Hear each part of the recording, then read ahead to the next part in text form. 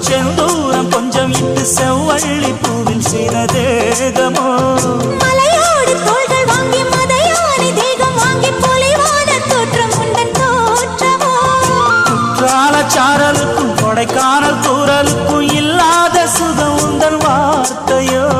நாடோடி மன்னனுக்கும் ராஜராஜ சோழனுக்கும் உண்டான வீரம் உண்டன் வீரமோ உன்னை முழுசாக முத்தமிட வேணும் உன்னை முழம் போட்டு அள்ளிக்கொள்ள வேணும் என் குல வாழைய இலை போடவா ஏதின்னும் தாமதம் அடி மீனா பொண்ணு மாசியில் போட்டா மாறா பொண்ணு